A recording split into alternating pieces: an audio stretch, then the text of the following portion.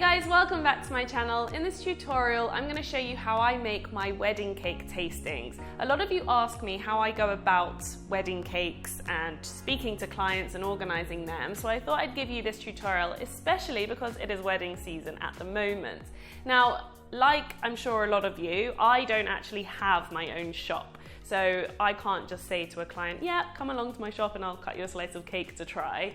So I actually do my tastings in cupcake form.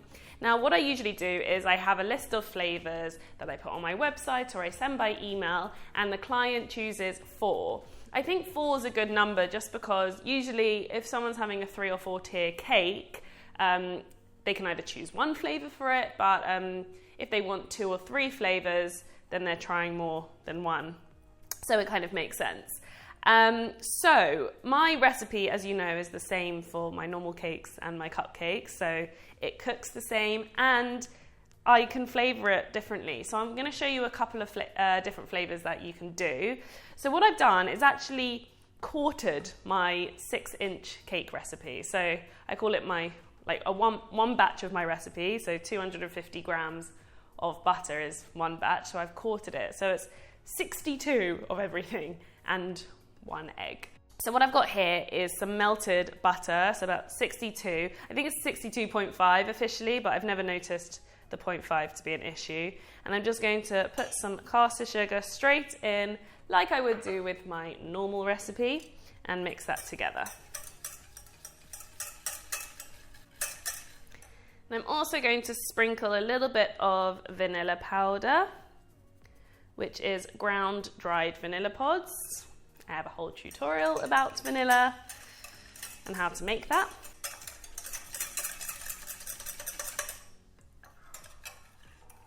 And once the sugar and butter has come together, I'm going to add in the egg, which I have broken up already in a separate bowl.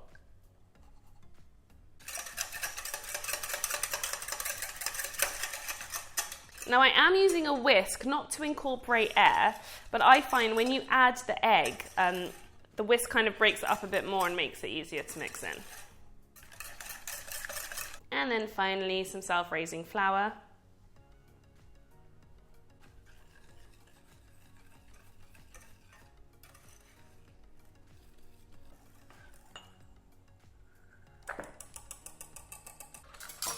I'm just going to give it an extra mix to make sure that none of the flour or anything has stuck to the corners of the pan.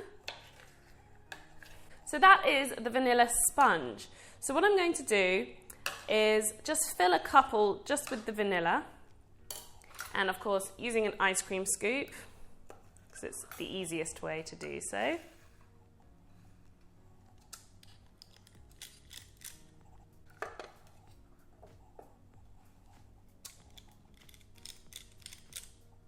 And now I'm going to flavour the remaining batter in 2 separate flavours.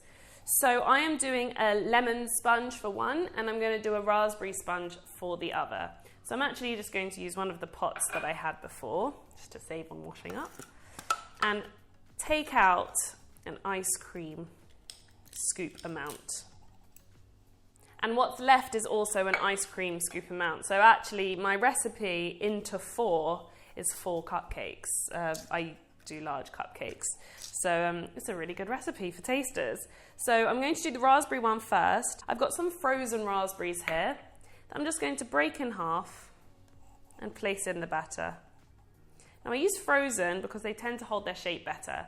If you've got fresh, they are very soft and they release a lot of juice.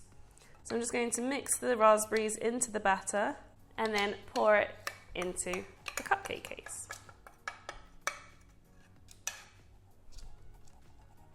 And then the final flavour I'm going to do is lemon. So obviously you don't want to zest a whole lemon because it's only in for one cupcake. So I'll only do a little bit of zest. Mix that into the batter. Every time I zest a lemon, it just like fills the kitchen air with the most beautiful citrus flavour. And this can go in.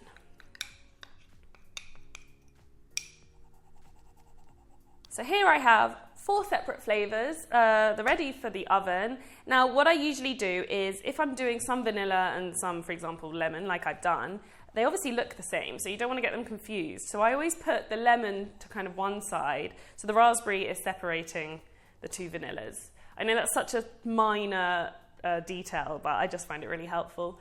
So I'm going to put these in the oven for about 15 minutes until they're nice and cooked. So cupcakes are cooked. I have made a small amount of my Swiss meringue buttercream here. I flavoured it vanilla because I always flavour it vanilla as the base of my buttercream and then add extra flavours. And I've got fillings and other flavours to add in. But before we do anything, I'm going to soak the cakes.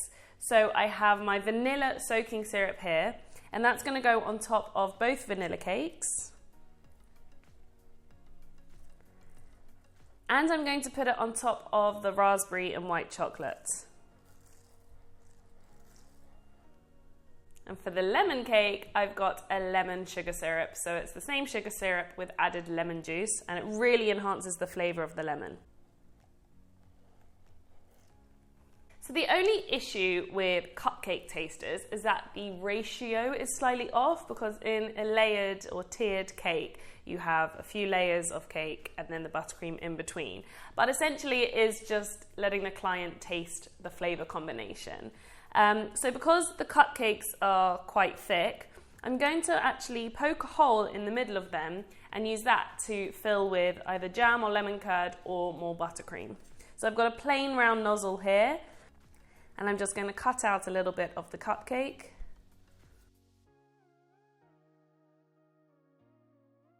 To make a little hole.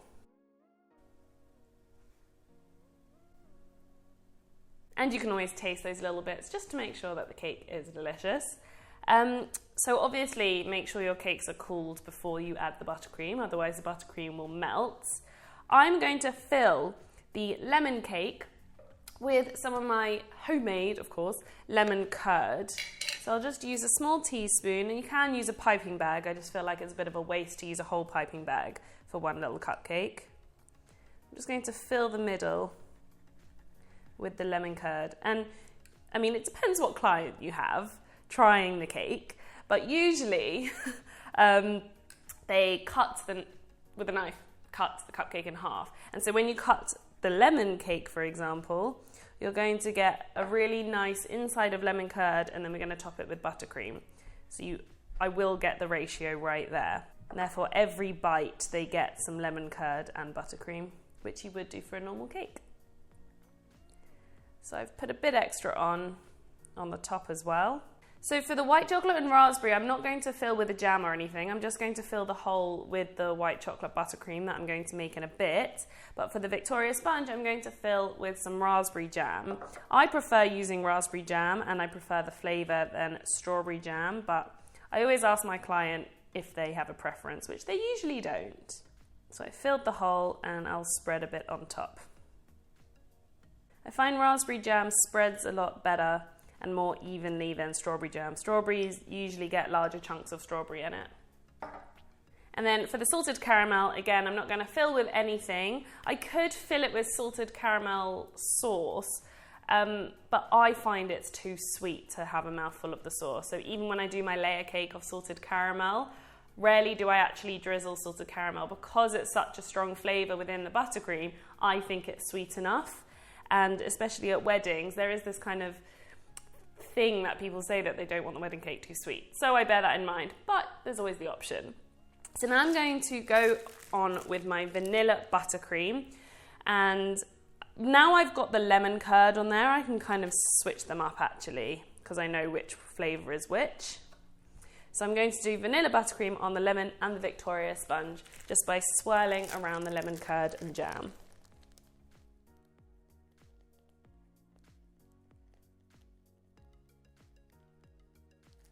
And I like leaving a hole in the middle just so you can see which flavour is which. For example, I can see that the jam's in there and the lemon curd is in there. So now I'm going to flavour the buttercream for the other flavours. So we've got some white chocolate and some salted caramel. I've got all my recipes on my other videos if you haven't seen already. So this is the salted caramel sauce. It's a great sauce. I use the same for drips down the side of a cake, for filling macarons, and also to mix into buttercream. So it's really versatile. And I've also melted some white chocolate and left it to cool. So what I'm going to do is squeeze some buttercream in the bowls. Now I am going to make a lot more than I need. And then take a small amount of salted caramel and mix it into the buttercream. So a lot of you ask me, like, how much do I add? I go by taste. So I'll start with a small amount, taste it, and then see if it needs more. Only because I'm not actually weighing how much buttercream I'm using. I kind of do it by eye, and I've done it so many times I kind of know how much salted caramel is needed. So I'm just going to taste a little bit of the buttercream.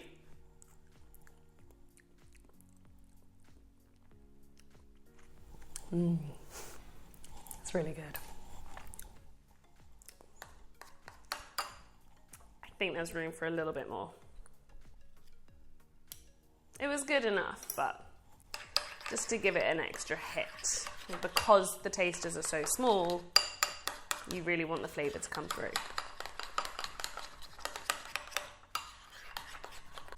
And for the white chocolate, same principle. I'm just going to pour some white chocolate onto the buttercream and mix that in. Now, white chocolate is essentially just sweet, so I do find that you do need a lot more white chocolate than you would dark chocolate to bring out the flavour. And also sometimes I tell the client to taste this one first, because once they've tasted a few cakes, they just have sweetness in their mouth. They can't really taste the white chocolate. Little taster.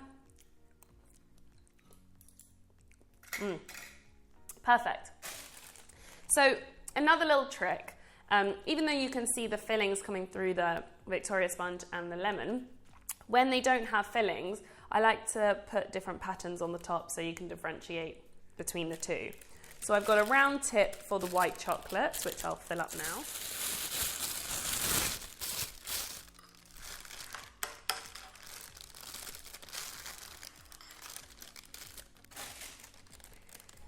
And I've got another type of star nozzle for the salted caramel.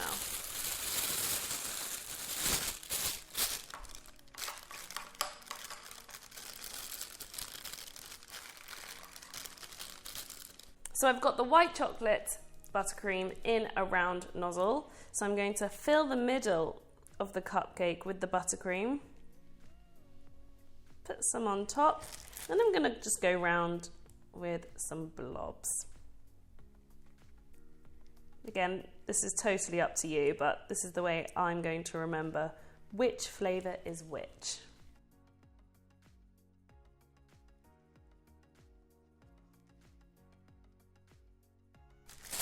And then the salted caramel, again, fill up the middle. Then I might do the same sort of pattern, but because it's a starred nozzle, it will look different.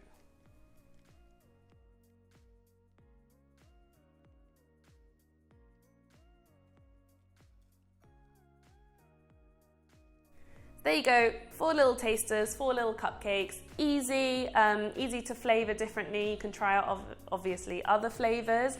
The only one which I would recommend making separately is chocolate, because you do alter the amount of flour to cocoa powder. But I find this way of tasting and tasters works really well. The clients are happy, the clients find them delicious. So I hope you found it helpful. What I usually do now is put them in a little box, and I actually put them in the fridge for a bit because the buttercream can be quite soft, especially when it's summer like it is at the moment. And then either give them to the client or sit down with them and talk them through what flavours they are and how it's different in the cake as well. So I always say this is for the tasting purpose, the purpose of the tasting, and the cake will be in layers. So I hope you found it helpful. Please subscribe to my channel if you haven't already. I will try and do a few more wedding-based tutorials, especially because it's wedding season and lots of you ask me questions. And if you do have a question that's quite specific, then write in the comments below or message me on Instagram at Georgia's Cakes and I will do my best to reply to them. And yeah, I hope you enjoyed it, found it helpful, and I will see you very soon.